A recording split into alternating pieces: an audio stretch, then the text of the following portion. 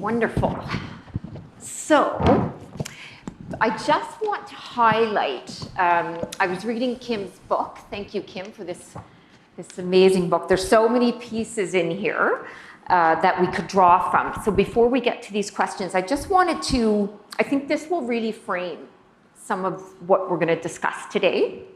So on page 6 of Kim's book, it says, I see belonging manifest in 4 essential dimensions. It's our connection to one another, to the land, to our capacity to make meaningful choices, and to a sense of shared meaning or mission. Indeed, to people, place, power, and purpose. So when I think of the education system that I went through, the formal education system that I went through, I experienced many ways where that wasn't present because of certain barriers that were in education systems. I see that there is some progress that's being made in many regards, but the question that I would like to ask you in that regard is, how can we build more inclusive education systems? So how do we build inclusive education? I'm a little leery, no offense, Kim, or anything, but I am a little leery about systems as well, because we're constantly fighting back against systems. And so it's ways of building community so that we can all learn together, that we can acquire knowledge, and that we can disseminate knowledge. And so how can we build more inclusive education? Let's start with you, Ben. I think inclusive education is an interesting topic. I think the concept of inclusion is a very interesting topic. I think fundamentally, even now, if I'm going to be completely honest, I still don't think we've quite grasped the idea of, how can I put it, like, we need to help educate the education system to understand the whole of humanity when it comes to how they should educate people. I think that knowledge is out there, and I think the potential is out there. The problem is how we frame each other. We use words like disabled, we use all these sort of very archaic sort of terminology that is still fundamentally rooted under the ideology that there are certain people that are a disease, and we know exactly, families face this all the time. I mean, families face this with diagnosis. They face it all the time. They get told still very nasty, horrible things about their child when they discover that they've lucked out and that person has a disability. And that's just the reality. And these days, the statistics on Down syndrome and, the chromosome in the fetus sort of scenario is horrible. It's absolutely horrible. What frustrates me, looking at Special Olympics, and I know I've said this to the leadership of Special Olympics, and again, it's another classic example of how you look at things from an athlete's point of view. What frustrates me is for 50-something years, athletes all around the world have achieved. They've become healthy, they've become active members of the community, they've had jobs, they've even become world-class athletes. Not as examples. I suffer from that. All the athletes suffer from that. We're just an example. We're just that inspiration. They're not just examples, it's a tangible paradigm. The problem is it hasn't been told. The problem is teachers don't know it. Teachers don't understand it. The education system doesn't know it. They don't understand it. They run systems, we run systems all around the world where it's, if you're not a circle and you can't fit into that plug that's a circle, well, too bad. And okay, we have gotten a little bit better with that. We make adjustments. We have specialised educational teachers and all that sort of stuff, which is a progression on how things have gone in the past. But the problem is that we still don't factor in the lesson that teaches all the other students. When you put someone in a separate classroom, or when you're constantly treating them in that sort of fashion, you're creating a paradigm of fear and doubt that plays out in the community. And for me, I think we need to have a better look at that. I think we also need to start realising that it's not just about lower ability, it's also about the higher ability. Like, how many of our world's great inventors or people who've invented things, did they all come from university? Did they all come from those places? No. Most of those people did not come from those places. Most of those people would fail in the education systems we use today. I mean, not all of them, but a lot of them. So what does that tell you about what we know and what we don't know? But we haven't really delved into that anywhere near as much as we should, and we need to. Because bottom line, I mean, I see it, I mean, I'm on the spectrum myself. I mean, you know, so my experiences in school were pretty horrible. But today it's not much better. I mean, in my country, they've just done a study on autism for people like me, and 43% of people like me are going to end up in juvenile hall before the age of 15. 78% are not even going to get past grade 8, which means they should go pick fruit. But yet, if you actually spend time in that sector, how many of them are very clever in computers? How many of them are very clever when it comes to art or all these other things in very unique ways, where if they just had teachers who actually understood that and spent the time to understood and had the right environment, it'd be completely different. They wouldn't be in prison, they wouldn't be in bad health. But reality is we haven't figured that out yet. Thank you for sharing that. Elder Cook, would you like to share how we can build more inclusive education? Well, to me, what we need is to educate the educators. And what I mean by that is that they have a lot of preconceived notions about who we are as Indigenous people.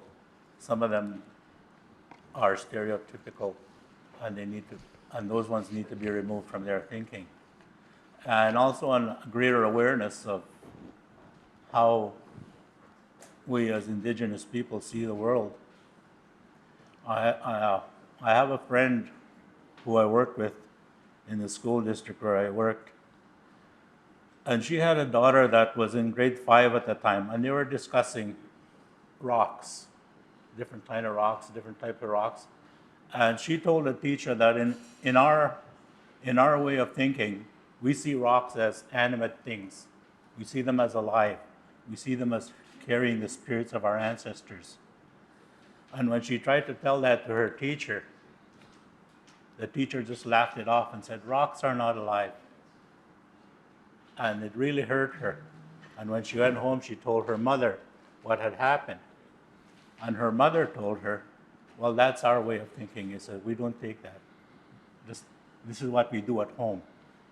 And in talking to her later, she realized what she'd done was that she had told her daughter to leave who she was at the door of the school, not to take it in the school. And she felt really bad about that. And so she started thinking, we need to be who we are in that school. The teachers have to acknowledge that we see the world differently.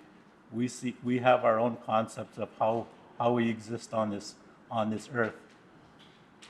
And to understand that when a child says that, something like that she's been taught by her ancestors, by her elders, by her parents, that is knowledge that's worth exploring.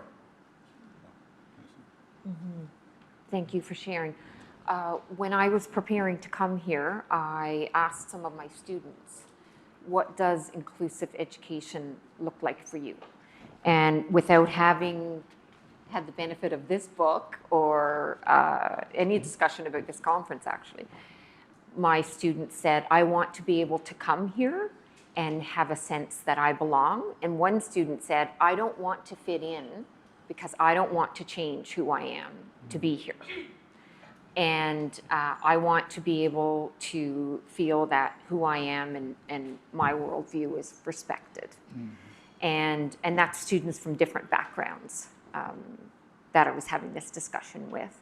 And Ben, one of the issues that we've been dealing with on campus as well with students living with disabilities is how to make the so for my courses, how to make the course material more inclusive so that those students aren't singled out, but that the course material benefits everybody who has different learning styles. So it's about, for those with learning disabilities. So to make sure that the course material is inclusive for the students that might have a learning disability, but that will also benefit students that have different learning styles, and that's the way that it's positioned, so that it doesn't separate people. The sister that I was talking about earlier, Ben, she in the yearbook, so this is now memorialized. In the yearbook, going back about 30 years ago, she is listed in a class, and at the top it says special needs class. And so that is a stigma that she carried throughout her life. And there's still stigmas in education when it relates to that as well. And that's something that we have to address. Michael, would you like to share? How can we build more inclusive education? Well, let me start by thanking Kim for inviting me and the team. And come on. And for arranging the pep rally before our talk. You warmed up the audience beautifully. Thank you. Look, there's so many issues in education, and I think we have to separate out K-12 from post-secondary. Yes. And I think we have to start with K-12 because unless we address these issues early, nothing's going to change. We're not going to take adults and have them change the way they fundamentally think about the world when they're 18 or 19 or 20. So a couple things. I agree 100% with my colleagues here. We need to make it accessible and destigmatize a lot of what education does. We don't need to tell people what they are, what they should think, where they come from, because these are deeply held and appropriate views that they hold and add value to any classroom. We have to think about accessibility, but we also have to have high expectations and at the same time, zero tolerance. So these lessons are taught very, very early on. I want to give an example, a personal example of what I thought was the very best model of education for an early child. My family and I were invited to spend a couple of years in Japan. I was teaching at the university. I was there as a guest of the Institute for Advanced Research and Tsukuba University and Kokusai Daigaku in Niigata. I sent my kids to Japanese schools, Nihongo Dake. There was a dude at my older guy's school who claimed to be the English teacher. Byron came home and he said, there's this guy who's the English teacher and occasionally mutters foreign words, but I can assure you, Dad, they are not English. So it was a genuinely immersive environment. My wife is a superintendent of schools and a clinical psychologist. We figured we'd send them to these schools, no problem, because we could always work with them. We went to our very first parent-teacher meeting for the younger guy. He was in the second grade at a school called Teshirogi Shogako. And the idea was that all the parents would huddle outside a one-way mirror and all the kids would be inside writing a test. And I thought, well, that's an interesting strategy for a parent-teacher meeting. And then I was astounded. They were all cheating. There was no adult in the world. They were in the room and they were all cheating. And I said, well, this can't be good. And the woman looked at me like I was completely crazy. And she said, what are you talking about? They're there to see if they can bring the weakest student up to the level of the highest student, to belong to that class, to position each other to succeed. And I'll never forget that. I'll never forget that. First of all, how stupid I was. Secondly, how important a lesson that was. We can actually position, and the kids didn't know they were supposed to be independent or writing tests on their own or having views that were in competition with other kids. They just knew they were there to belong, to be a part of a community. And it was a powerful, powerful lesson. So thank you for asking. Excellent. Thanks for sharing that. Tanya, would you like to share? Sure, and I come to this conversation with two different interrelated hats, and so Yes. I'm here as part of the S4 Collective, where we work with newcomer and precarious status students and young people, and by precarious status, I mean people who have sort of insecure or temporary or no immigration status. And I also work at a university that is the first university to create a pathway into post-secondary education for students with precarious status. I come to this conversation with a lot of privilege because I never struggled to access education. It was easy for me. But working with newcomers for a number of years, the prioritization of education, particularly post-secondary education, was consistent and was the main priority for the young people that I collaborated with and worked with. And so that became the priority. And so from the work that we do, both inside the institution and outside the institution, is to increase access to make sure that students with precarious status can get in the door, but also to increase equitable participation. And so thinking through also how different identities intersect with immigration status to exclude students in different ways, and how we can collectively and as a community work to increase belonging of students and challenge the education systems that would exclude them. I really like that last part that you said, challenge the education system that excludes them, because one of the issues that has come on my radar in the last little while is because one of my dear friends is an international student, and is that their chart, even though she should be receiving her permanent residency status soon, she's charged double the tuition that a domestic student in Canada is charged.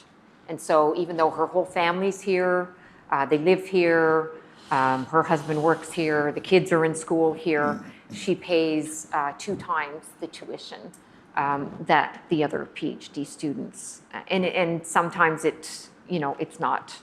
Many students drop out because it becomes, too much.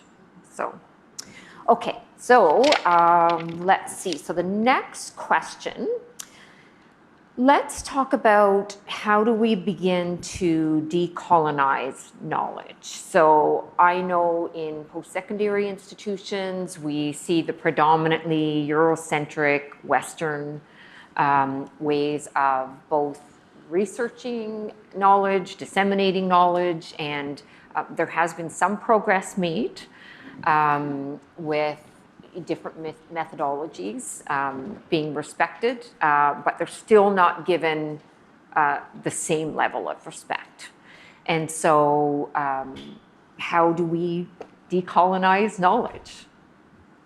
Let's start with Elder Cook. How do we decolonize education? When I graduated from university with my B.Ed, I went to university because of my interest in my first language, which is innovating, and I wanted to teach it. When I graduated with what they call greatest distinction. And I received letters from different faculties inviting me to do a master's program with them. And I jokingly told my wife that I didn't want to do a master's. I said, I'll get my master's from the elders. One of the things my first language has given me is an inroad with the elders that speak the language, because when I speak Nainawewen to them, it relaxes them and they open up and they talk. If you try to speak to them in English, they become really formal and really stilted in their thinking. Their language allows them to think and to pass on that knowledge that we've gathered since time immemorial on this land. And what I've learned from them is what we are trying to apply in our school systems. One of the things they told us is that the reason our children are dropping out of school or are having a hard time in school or are acting out in school is because they're losing their connection to the land, this land that we call home. They've been taught to be afraid of it. And the directive they gave us that reconnect them to the land again. And so what we started doing in that school district of Mr. Lake where I worked is we started taking students out on the land, inviting elders to come and talk to them there, to come and teach them their knowledge.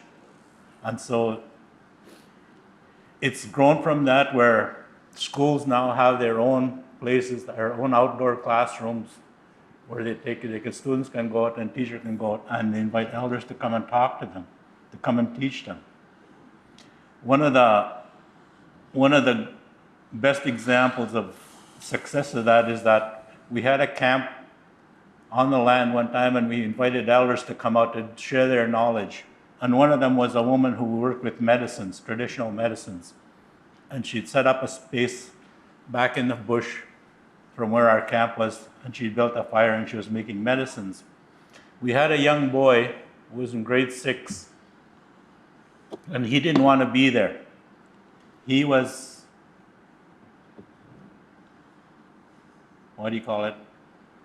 argumentative and just refusing to take part in anything, and he just wanted to sit and pout.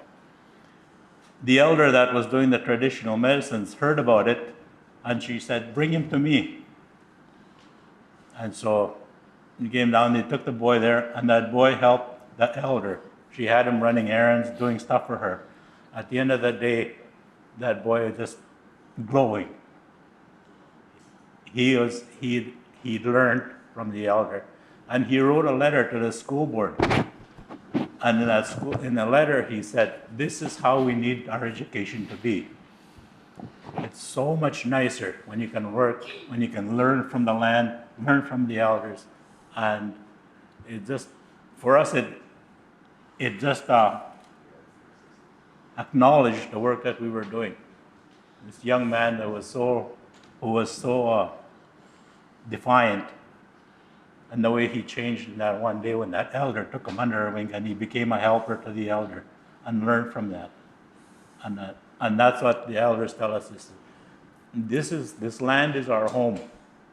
We should not be afraid of our home. Mm-hmm.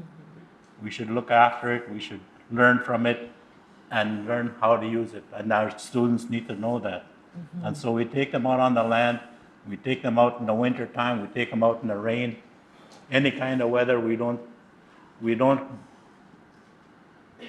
what do you call that? We don't stop something because it's raining or because it's snowing or because it's cold.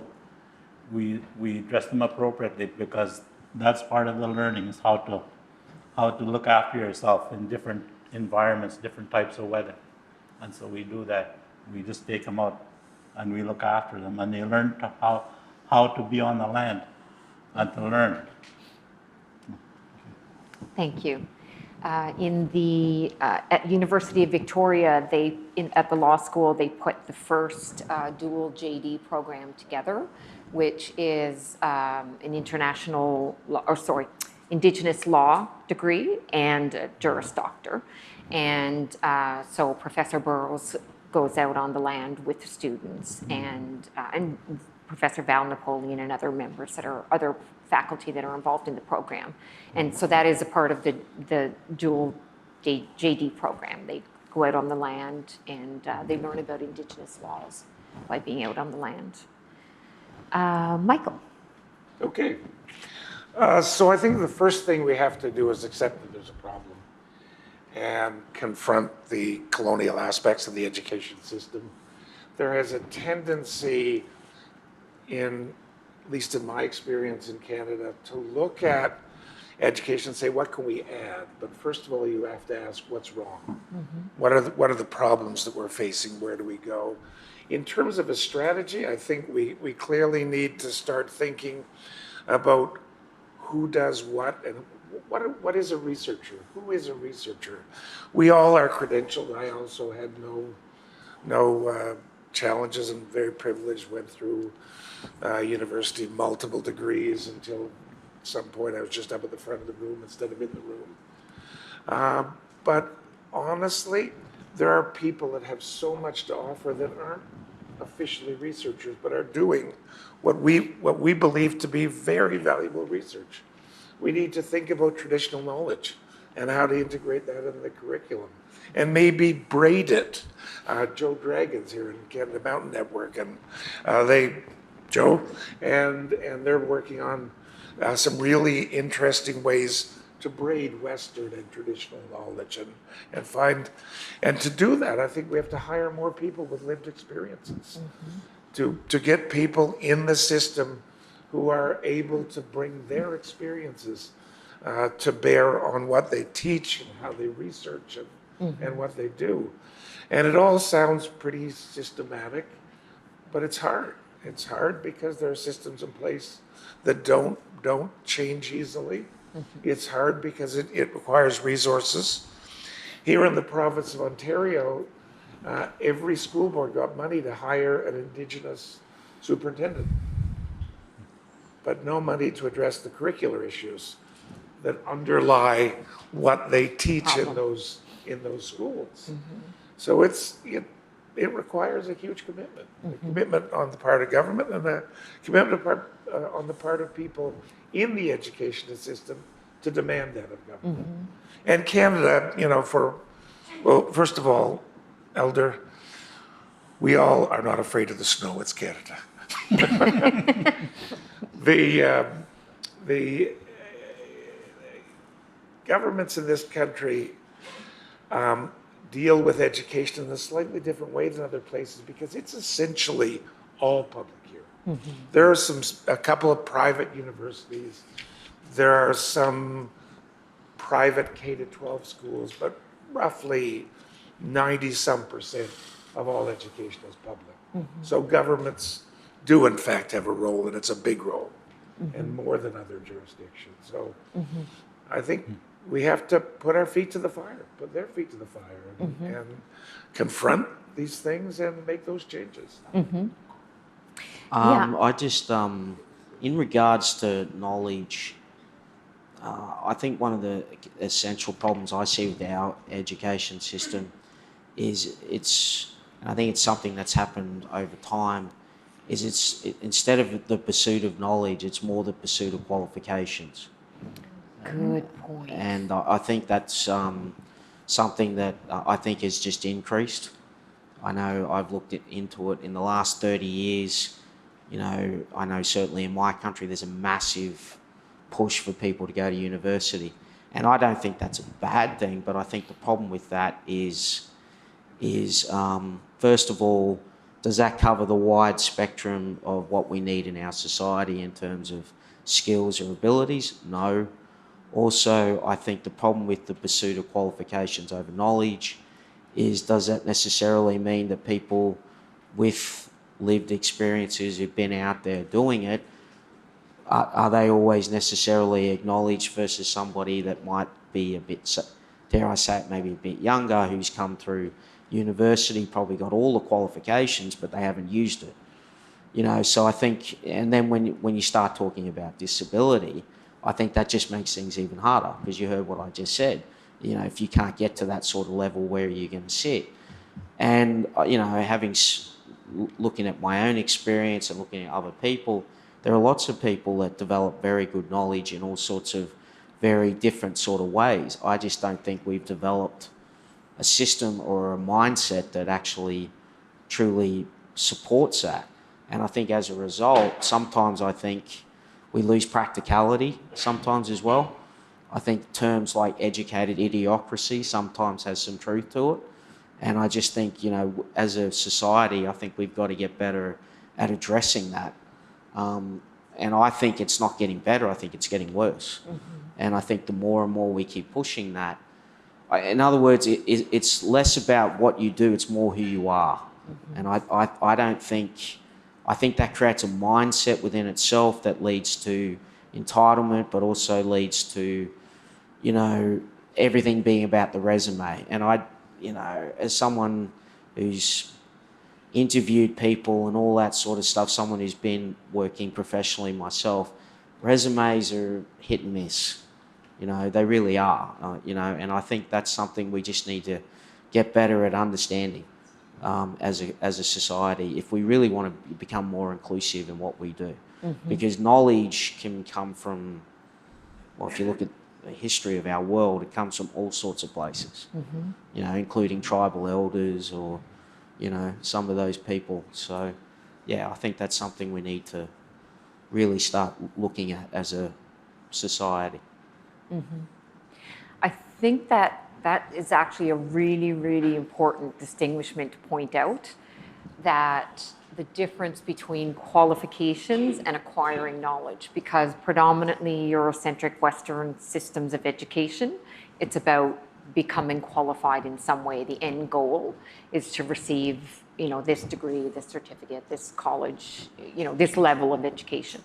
And rather than looking at it as a lifetime of learning and acquiring knowledge and you know, being a student of acquiring knowledge. And I don't personally know what the solution is to that in terms of, you know, the degree programs at universities, but students have even expressed the concern about this idea that they can't seem to relax and just, you know, try to understand the material, because it's always about how much they need to know for an exam, for an assignment, for, you know, a particular outcome. And in fact, I have a mature student who's an Indigenous student right now who decided to, she was taking more courses than she needed to, and she decided to disenroll from the course, but continue staying in the course to audit the course. And she said, I feel way less pressure. I want to learn from this professor. I really like the subject matter, but it's just too much work to have to worry about writing a 3-hour exam. And because she just really wanted to learn the subject matter. And so I really like that you made that distinguishment between getting qualifications and acquiring knowledge. Tanya, do you want to share some of? Yeah, and I think that's where I would start is in the learning that we do outside of the institution, and within the S4 group, the importance of the connections between migrant justice and Indigenous solidarity and Indigenous sovereignty. And a lot of the people in the group are Indigenous to other lands and have been forced to move because of conflict, because of colonialism, for a number of reasons. And so that learning and that unpacking and exploring those layers and what it means to be on this land as someone who has experienced forced migration or other forms of migration, and something that the group really prioritized and brings forward and supports each other in their learnings.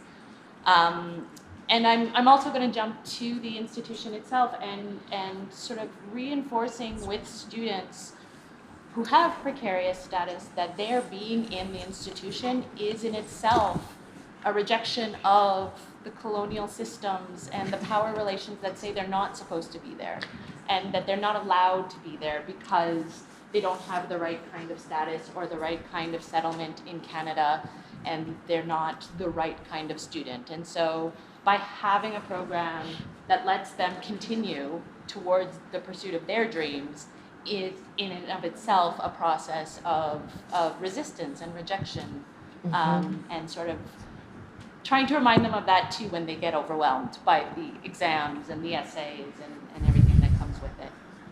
Excellent, excellent. How are we doing for time? Until Q&A. Okay, so we have 10 minutes left, and then we will do a Q&A if anybody in the audience has any questions. So let's start with you, Tanya. What important advances or initiatives have you seen that are using innovative approaches to building belonging for diverse communities? So one of the ones that I would like to talk about, so within the program that exists at York University for students with precarious status is a bridging course. And the course was designed to help students prepare academically to start university. But the course has sort of morphed into something else where the topics that are discussed are it is migration studies, and it is studies of policy and experiences, and we approach it from a perspective of they are the experts, they have lived it, and that's where we discuss it. And for so many people in that class, it's the first time that they can discuss it.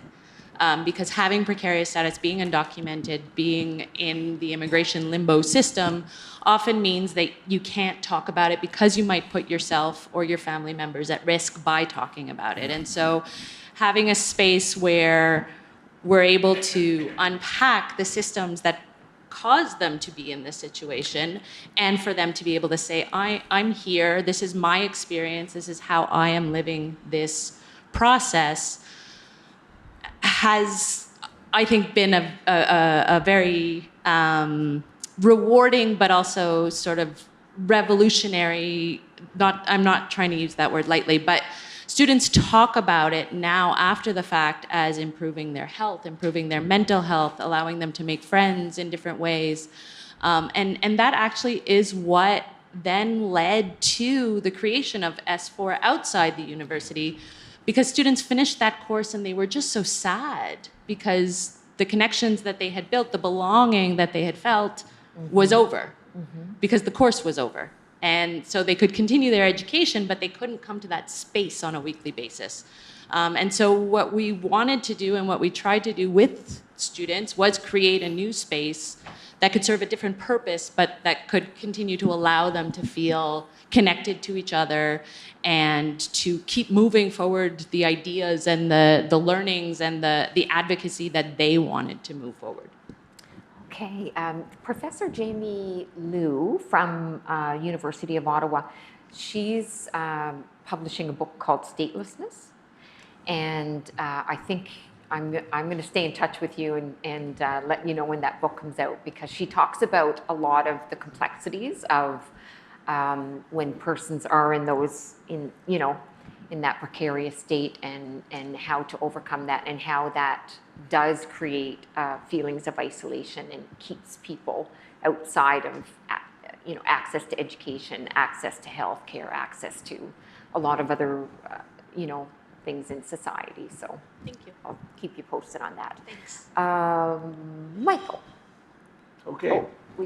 Yeah. Let me just give 3 examples. One, we had a foreign minister in this country about 20 years ago named Lloyd Axworthy, who was from Winnipeg, which is a community that has a large Indigenous population. He was in politics much of his life. When he left, he went to the University of British Columbia for a short time because he promised Denise, his wife, they wouldn't move back to Winnipeg.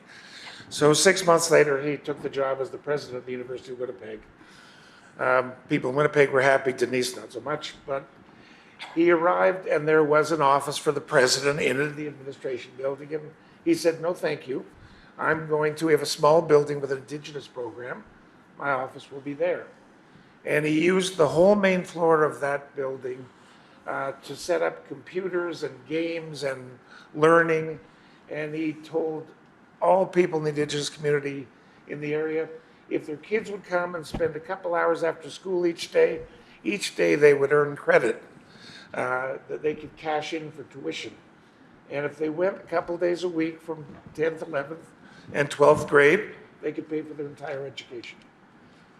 What a nice, simple little solution to a problem of kids who can't afford to go to university, and to feel that connection of the university and the community. So that's one example. I know we have some folks from Vancouver Island University here.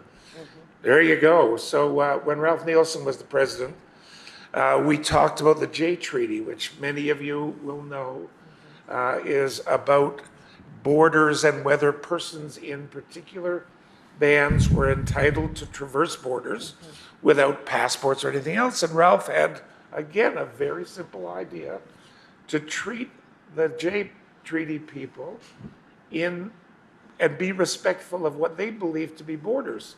So if they happen to live in what we know to be Washington State, they were still local students and paid local fees. He addressed in one foul swoop 3 things: engaging in a meaningful way Indigenous kids, addressing issues relating to affordability, and addressing issues relating to access. So nice, simple model to a solution. And the last comment I want to make is, 10 years ago, and Fulbright has been, I'm not saying this to be self-important, but just the notion of Fulbright is about moving people across borders, about living in other people's shoes. So we have, for our entire 77 years, been champions of equity and diversity and access and belonging. But I struggled about 10 years ago to write a diversity statement that was meaningful. So like all good researchers, I just read everything I could. And the one that will never leave me, it was written by the vice provost at MIT at the time. And she wrote all the normal things, do this, worry about diversity, worry about affordability, worry about access. But she ended by saying, look, we want to state right up front that we're not immune from the biases and power relationships that define the post-secondary community. And all I could think of is good for you. Mm-hmm. First step is admitting it. Isn't that what the 12-step people say? First step is admitting it. And I think for an institution like MIT, which has real standing in the American post-secondary system, to say that out loud had real value. Mm-hmm. And it was important. And I don't know if these are innovations, but in my mind, they're certainly advancements. Mm-hmm. Yes, Thank you. advancements. Thank you. Okay, so what we will do now is open up the floor to some Q&A questions. If anybody from the audience, she's going to pass you the microphone.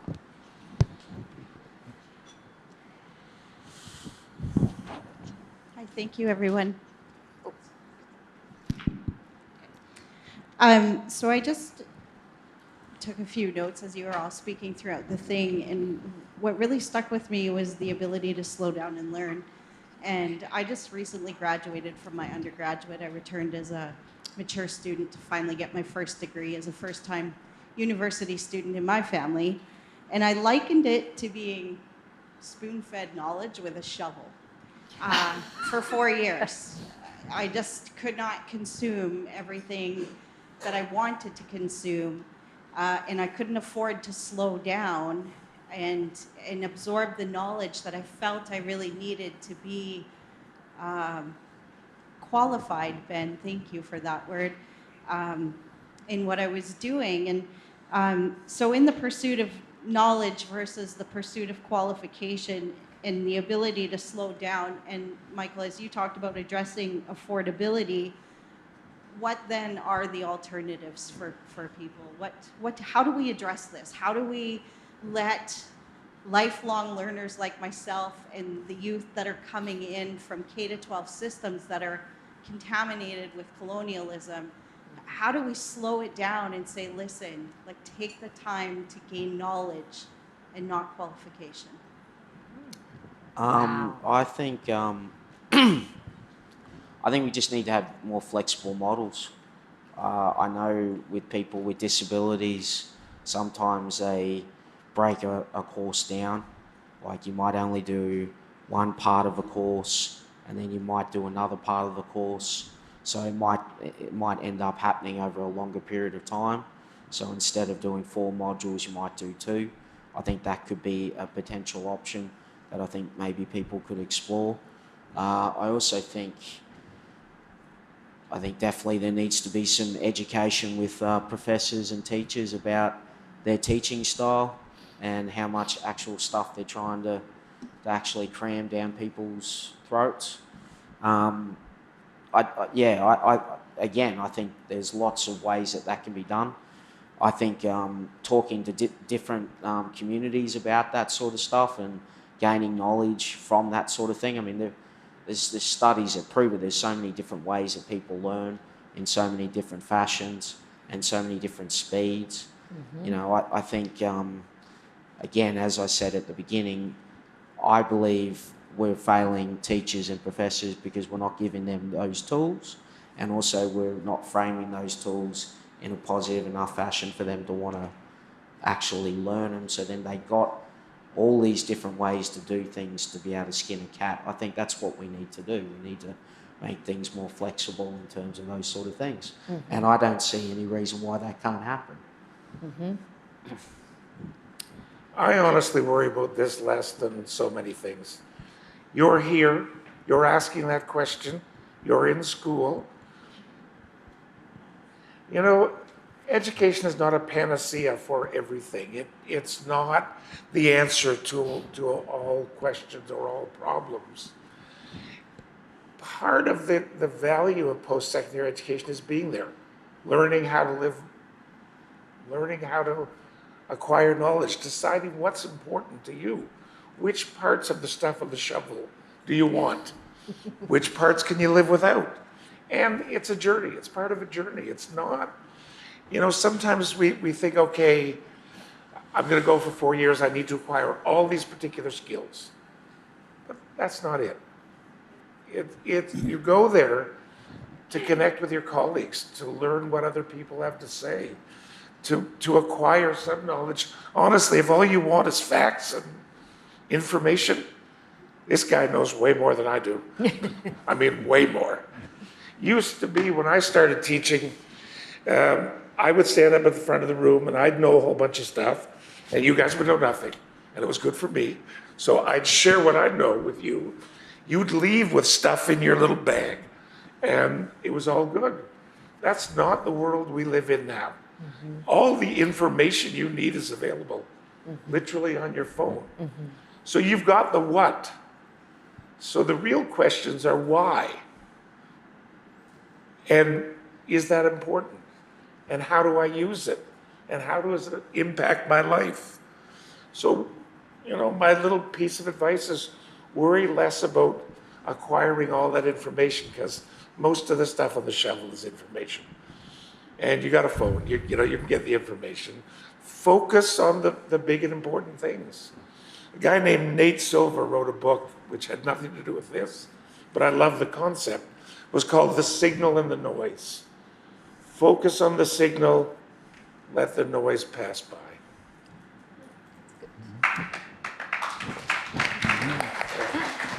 Over here, oh, the microphone. Here, and then back here. Yes. I was so interested in the decolonizing conversation and what you were talking about, not adding more to education. And I was curious what the panel would say about what we should be learning, what the children, the next generation, should actually be learning in education to build this better world. Elder Cook.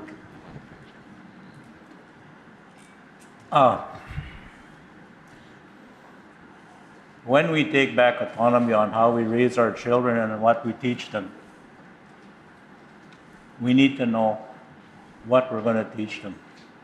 The group that I'm working with now, the Giweta Data, and we call it, it literally translates out going back to get what we left.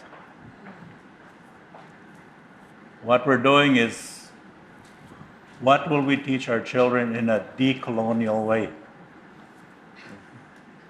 That completely removes all the colonial education that our children are receiving now. And what do we teach them as Indigenous people, as First Nations? What are the things they need to know? How do we see the world? How do we look at relationships? All the things that we see in this world. How do we see the earth that we live on? Those things our children need to know. And how do we do it? We have to, first of all, remove all those concepts that were instilled in us over 500 years of assimilation. And finding out from the elders again, what is our knowledge? One of my elders told me that, he said, we've lost a lot of who we are. We've lost a lot of our language. We've lost a lot of our culture, our ways of living. He said, but each one of us knows something. And when we share what we know, we still have a lot. And so we share that knowledge and we build it, and we build a new way of teaching our children that instills in them a sense of belonging, a sense of knowing who they are, a sense of identity. That's what the Giweta Data project is doing. It's looking at decolonial education based on the life stages of a child in our own understanding. What do we teach them at each stage of life? What do we teach that child? What are we doing to give them that identity? I think the most important sort of lessons we need to teach are how to respect each other, how to try and develop a better understanding of each other. I think Special Olympics is, with its unified schools programming, I think is trying to make an effort with that, and I think it's working quite well by having people with and without disabilities playing sport together and starting to develop those sort of conversations. I think we need to teach those sort of things. I think we also need to, particularly through the journey of school, need to teach people a bit more about community and what that really means. Things like volunteering and trying to give your time to something more than yourself, which is something I don't really think we teach very well at all. I think too much education is underpinned by career and money. And so is it any wonder we're so exclusive? Because that's what we're teaching, that's what we're pressuring. I mean, that's what happens in the later years of high school particularly. It all becomes about your career, where it should be also about community. And I think we need to do that at a young age. I think, from 6 onwards, we need to really focus on that, because otherwise we're not going to have what we're talking about. And we need to teach it not as a nice thing to do, but as an important fundamental thing to do. But that's what we need to focus on. Mm-hmm. Thank you. I mean, from just very quickly, I think we also need to teach them how to learn. Not so much what they're learning, but how to learn. To respect the land, to respect elders, to respect climate. And I think we need to also, they need skills. And technology is going to be important no matter what. But I also think we need to really focus on the fact that we need to disengage from this social media obsession. I just want to say this out loud because I love this comment. Dave Franson wrote a book recently called The End of the World. And the very first sentence was very simple. He said, I have a message for all millennials. An Instagram picture is not an accomplishment. It just isn't. A good Instagram picture is not an accomplishment. It's fun, it's interesting, it's a thing, but it's not an accomplishment. Mm-hmm. So. Thank you. This lady, and then back here. And then a lady, I think there's a lady over here who wants to share too. I think, Frankie, they're signaling you. Thank you. My name is Eni Thambadu and I'm from South Africa.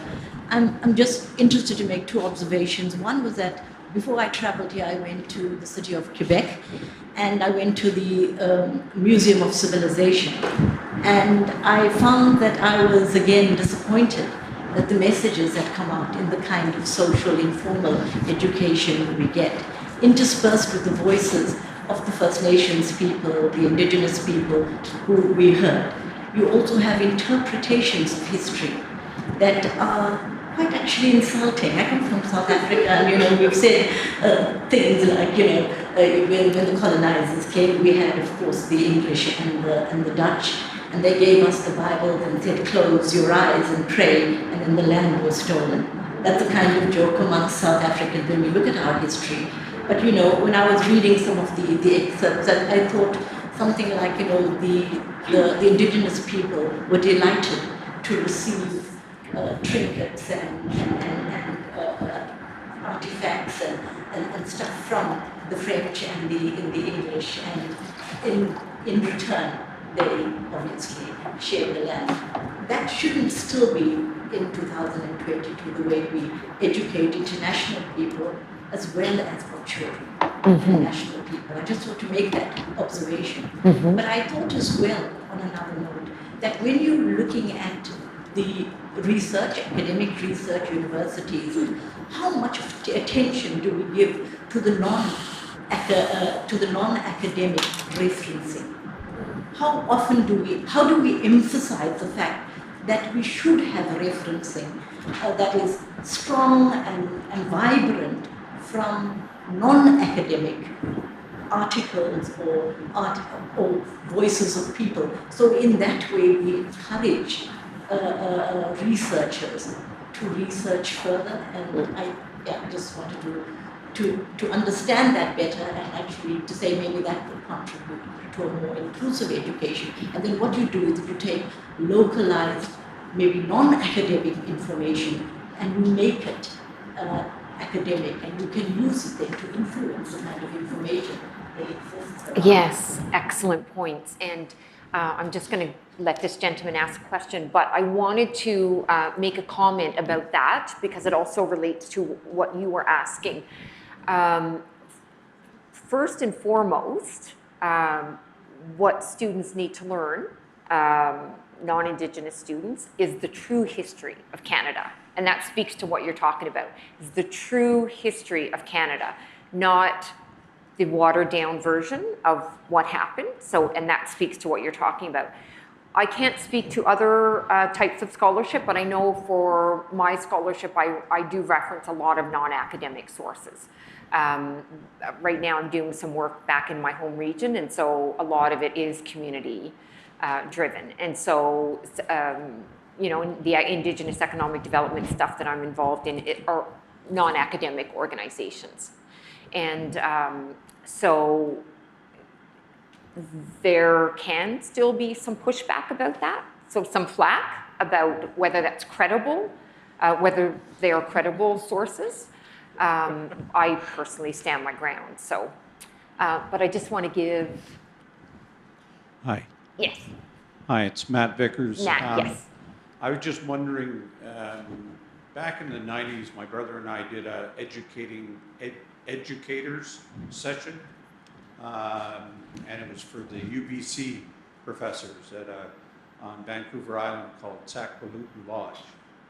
And I'm just wondering if this is something that has been carried on. If not, it should be carried on, because I heard that referenced a few times by the speakers.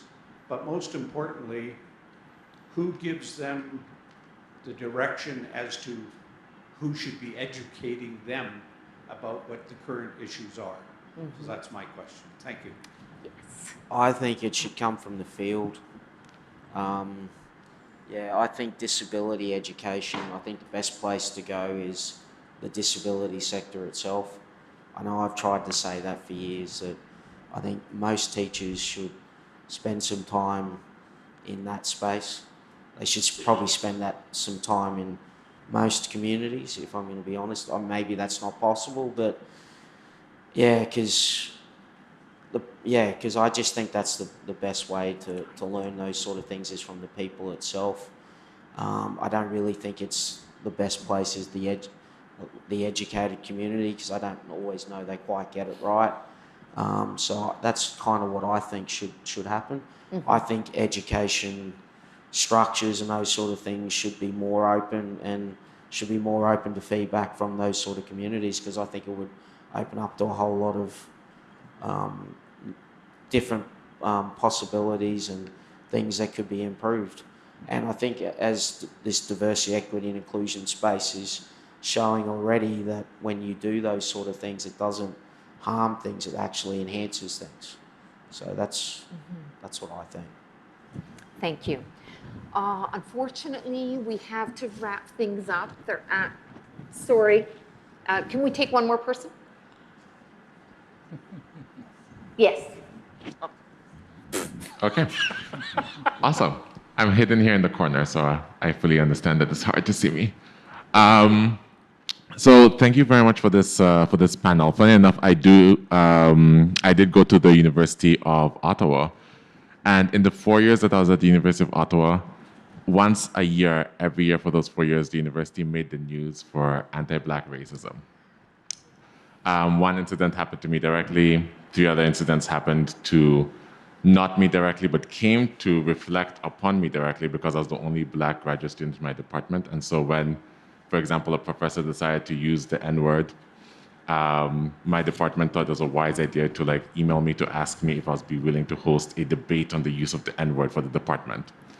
So when you're in spaces like that as a Black person, as a visually sort of like racialized person, and I'm someone who's very sort of academically inclined. I come from a family that's really well educated, and so I'm someone who can enter into university space and feel like I can do well.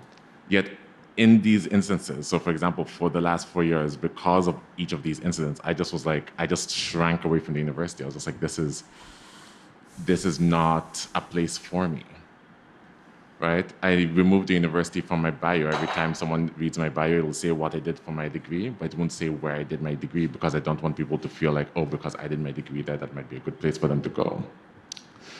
And so as we're having these conversations and as, hopefully we can improve education and potentially decolonize education if that's something that's even possible given that education was created through colonization, one of the things that I'm wondering, and I wanted to ask the panel, and I understand that we have limited time, so maybe it's just a reflection question, is how can we heal those who have been harmed by our systems of education?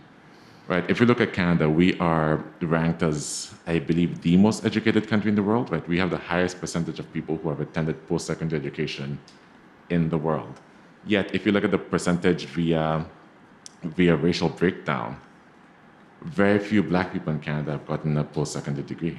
Right? The Black people in Canada who tend to get a post-secondary degree are the ones who are born and raised outside of Canada who come here as international students, not the ones who are born and raised here. So what does that say about our system of education? But then also, how do we heal that? Because even if we heal and that we have this perfect, amazing education system tomorrow, there's a lot of people who have been hurt by the system enough that they would never reapproach it. Thank you. Thank you. Did you want to, does anybody? I think, speaking from a community, as I tried to point out, is probably, has had a really rough trot. How can I say it? The problem with intellectual disability and developmental, and certainly autism, as Kim Samuel would know, is there's not a lot of statistics, so that should tell you everything. I think the biggest thing is people need to see positives. Even, like if they can see, I know from my own self, if you can see and deal with a positive sort of teacher or something like that, that might give them a little bit of, a little bit of hope. I also think the education systems, just like other parts of our society, need to get better at acknowledging what they're doing. I think there is an inherent lack of people not wanting to take responsibility for those sort of things. I understand why that is, but it's also something that needs to be addressed. But yeah, as I said, I just think people need to see some positive examples. I just want to say, I just recently joined the University of Ottawa, and just this past Friday, I saw a report from Justice Bastarache about some of the things that happened there. I haven't had a chance to read it in detail yet. And I am so sorry that those things happened to you and to your fellow students. It is heartbreaking. As someone that is really passionate about education and inclusive education, to see these kinds of things going on. And you're absolutely right. There needs to be healing first. This sense of belonging, this sense of inclusivity can't happen unless those healing mechanisms are put in place. And I went before an administration at a different university and asked for there to be a healing circle with the people that were involved in certain painful events. And that didn't happen. But you're right, you can't move forward unless you also deal with the trauma and the hurt that's been caused. In closing, I'm so grateful that you shared, because I just want to, in closing, share some of the things. One thing that Kim said this morning that I had to write down that really stuck out. It's lowering expectations for the future in order to guard our hearts, that we don't want to be caught up in that. And I wrote that down because I thought, how many times I've been in a situation where I lowered my expectations to guard my heart, so that I wouldn't experience the kind of hurt and pain that you're talking about. And however, at the same time, some other things I wrote down from the whole things we've talked about today is an educator as a connector. Marlene talked about how systems are made up of human beings. And when I want to run because of what I witness as the lack of inclusivity, I have to remember that I'm a human being and I'm in the system, and so I'm contributing in the system as well. And but it's tough stuff. One of my mottos is no student left behind. No student left behind. Look at my family history. If I can do this, then I know that other students can do this as well. So I'm going to leave it at that, because the time minutes have gone -10, -11, -12. But thank you for sharing, and thank you so much, panelists. It was wonderful to hear your thoughts. And